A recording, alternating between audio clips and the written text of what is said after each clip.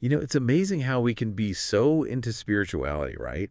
Yeah. Like we get the basics of the power of thought, but there's always more to learn. Absolutely. And that's exactly what we're diving into today. Yeah. We're taking it up a notch. Think of this deep dive as a masterclass in manifestation. I like that. We're going to look at interviews and excerpts from some heavy hitters like Neil Donald Walsh and Jack Canfield, and really explore how our thoughts shape our reality. Awesome. I'm excited. Yeah, me too. But it always gets me thinking, if we're supposedly so powerful, why aren't we all living our dream lives? It is a really good question.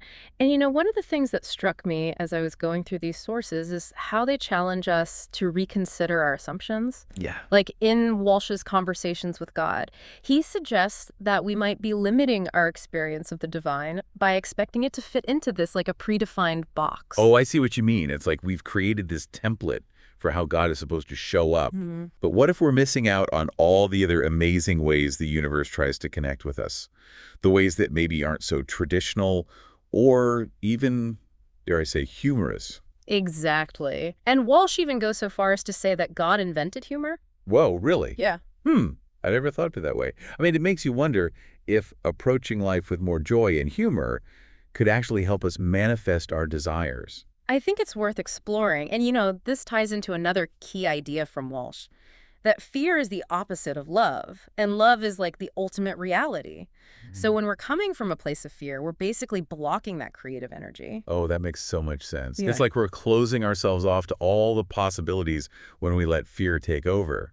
But when we're in a state of love, we're open and ready to receive. Absolutely. We become aligned with that creative energy. Yeah, and I think that's a powerful place to be. Totally. Okay, so we're talking about expanding our understanding of God, embracing joy and playfulness, and letting go of fear. But how do we actually make this work in our everyday lives? How do we see those tangible results? That's where Jack Canfield's work comes in, especially his statement that thoughts are things. Oh, yeah, that's a big one. And he doesn't just mean positive thinking, he means recognizing the power our thoughts have to actually shape our reality. Yeah, he's definitely not the first to talk about this concept, No, not at all. but he goes deeper. Yeah, like with that story about the golden Buddha. Oh, right. The one that was covered in clay for years and years. Exactly. And it was hidden until someone realized its true value. Canfield uses it as a metaphor for our own potential. Like, Right. we have all this potential, but it's often hidden under layers of limiting beliefs and self-doubt. That's a great story. It makes you want to start chipping away at those layers. Right. But here's a question I wrestle with. If our thoughts are that powerful, why do we still face challenges? Why isn't life always perfect and easy? That's a fantastic question, and it's something these sources address head on. They make it very clear that manifestation isn't about pretending everything is perfect and ignoring the negative stuff. Okay, so it's not about living in denial. No. It's about taking responsibility. Yeah, taking responsibility for our thoughts and choosing to focus on what we want. So it's like, even when things are tough, we're focusing our energy on our desires Yeah. and trusting the universe has our back. Exactly. Even if we can't see the big picture right now. This is making a lot of sense. It's a whole different level of manifestation. Yeah, absolutely. It's deeper than just, positive thinking. Right. It's about understanding the power of our beliefs and taking aligned action. You got it. But how do we actually put this into practice? Well, Canfield breaks down manifestation into 3 steps: ask, believe, receive. And this framework can really be a roadmap for us. Ask, believe, receive. Okay, I'm really intrigued. Tell me more. We will. That's exactly what we'll be exploring in the next part of our dip dive. We'll unpack each of those steps and talk about how you can use them to manifest your desires with more intention. Perfect. Can't wait. Okay, so last time we were talking about those 3 steps Canfield lays out, right? Yes. Ask, believe, receive. Powerful stuff. It sounds so simple when you say it like that, but I bet there's more to it. Oh, absolutely. Each step is crucial, and there are definitely some nuances we need to explore. All right, let's break it down. Starting with ask. Okay. It seems obvious, but is there like a right way to ask? Well, Canfield is really big on clarity. Like, it's not enough to just want something. You have to really define it. I see. So it's not just like wishing on a star. It's more like writing a detailed order. Yeah, exactly. Be super specific about what you want. Make it measurable. Focus on the positive aspects of it. So like setting the coordinates on your internal GPS. Haha, yeah. Yeah, If you don't know where you're going, how are you going to get there? makes total sense. So we've placed our order with the universe, nice and clear. Now, the believe part, that's where I think a lot of people struggle. Yeah, it can be tough. Especially when you don't see those results right away, Huh. the doubts start creeping in. How do we keep that faith strong? Well, belief is like the foundation of manifestation, right? And Canfield talks a lot about using visualization. Really imagine that what you want has already happened. Okay, so feeling it. Yes, Yeah. engaging those Like emotions. truly embody the feeling of having it. Exactly. And that's where the deeper aspects of spirituality can really help. Connecting with that sense of worthiness. Knowing you deserve to have those desires fulfilled. It's like we're trying to match our energy to the energy of our desires. Yes. And that leads perfectly into the final step, receive. Okay, so now we're aligning ourselves with what we're calling in. Right. Canfield talks about acting as if it's already happening. This is where we take action, right? We're not just passively waiting, we're making choices that are in line with the reality we want. Yes. But it's also about being open to receiving those blessings, those opportunities. They can come in unexpected ways. It's like we're creating a space for our desires to show up. Exactly. But sometimes the universe works in mysterious ways. Oh, for sure. You might not get what you want exactly how you pictured it, but if you're open, you'll see that divine orchestration at work. So it's like this back and forth, our inner work and then the outer stuff. Yeah. We clarify those desires, we build that belief, and then we take steps that are aligned. It's clicking.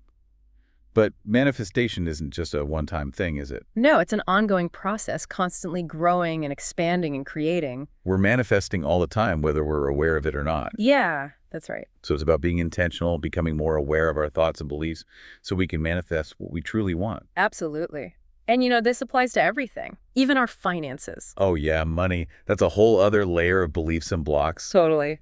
How does manifestation work when it comes to money and abundance? That's a great question, and it's something we're going to dive into in the final part of our deep dive. We'll unpack those beliefs around money, talk about shifting to that abundance mindset, and look at some practical ways to create more financial freedom. So we've been talking about how our thoughts create our reality, how to actually manifest what we want. And now it's time to tackle something that can be tricky. Money. Yeah, money. It's interesting how it can be such a big thing for a lot of us. I know, right? It's like Yeah. all these limiting beliefs come up around money. Yeah. We have all this like societal conditioning, past experiences, maybe even things from our ancestors that influence how we see wealth. It's almost like we have these money scripts running in the background, affecting how we handle our finances and even our ability to, attract abundance. Absolutely. But if our thoughts really do create our reality, then we can change those scripts, right? Definitely. One of the most empowering things I've taken away from these sources is that we have the power to choose what we believe. Right, so we can challenge those old stories, the ones about scarcity and not having enough. Exactly, and choose to see abundance instead. Okay, that sounds great. But where do we actually begin? How do we start to dismantle those old beliefs and create a more positive financial reality? Well, there's this book, this rare book reconnects you with your inner wisdom, and it talks about this. It says, we need to cultivate gratitude. Gratitude. Yeah. Not just for what we have, but for the potential abundance that's all around us. So instead of focusing on what's missing, we're appreciating what's already there, even if it seems small. Yes, it's like we're shifting our energy to match the energy of abundance. Make sense? And this book also talks about forgiveness. Right. It does, especially when it comes to money. I guess if we're holding on to all that resentment, like towards ourselves or others about past mistakes, it could block us from attracting wealth. Exactly. So it's about letting go of those old stories, forgiving ourselves, forgiving others, and creating that space for new things to come in. So we're clearing out the clutter to make room for abundance. I like that. But, we've been talking a lot about mindset. What about action? Well, that's where P.T. Barnum comes in. P.T. Barnum, the circus guy. The one and only. Now, he might have been a showman, but his ideas about money are still relevant today. Hard work, perseverance, understanding the value of money, all that. Yeah, that makes sense. Yeah. Like it's not enough to just think about abundance. You got to take action too, right? Exactly. He also talks about using money wisely, investing it, making it work for you, not just hoarding it, but letting it flow. So it's like we're co-creating with the universe. We're taking charge of our finances and becoming active participants in our own well-being. You got it. And remember those affirmations we were talking about earlier? Oh yeah, the positive self-talk. Well, they can be really powerful for changing our beliefs about money, too. What you focus on expands, encourages us to use those affirmations, to visualize ourselves living that financially free life. So we're training our minds to see the possibilities, to see ourselves as worthy of abundance. Yeah. Exactly. I really like Canfield's idea of acting as if, too. Oh, yeah, that's a great one. Like if you want a new car, you could go test drive it, visualize yourself driving it, really feel that excitement of owning it. Yeah, that's a powerful way to align your energy with your desire. You're sending a clear message to the universe about what you want. I get it. And here's something really cool from the untapped potential of your mind. Our subconscious mind can't actually tell the difference between what's real and what we imagine. Whoa, really? Yeah. Yeah. So the more we visualize and feel ourselves living that abundant life, the more our subconscious believes it's true and the more likely we are to manifest it. This is blowing my mind. This whole conversation has been so enlightening. I know, right? Ah, We've covered so much, from how our thoughts shape our world to how to manifest what we want, and even how to apply those principles to our finances. it's been a real journey. And I think the biggest takeaway is this. We really do have the power to create a life of abundance. Yes, in every area of our lives. So as we wrap things up, I want to leave you with this question. What part of your life are you most excited to transform using these ideas? What's one step you can take right now to align yourself with that energy of abundance and start creating the reality you dream of? Remember, it all starts with a single thought, a single action. Take that leap and see what amazing things happen.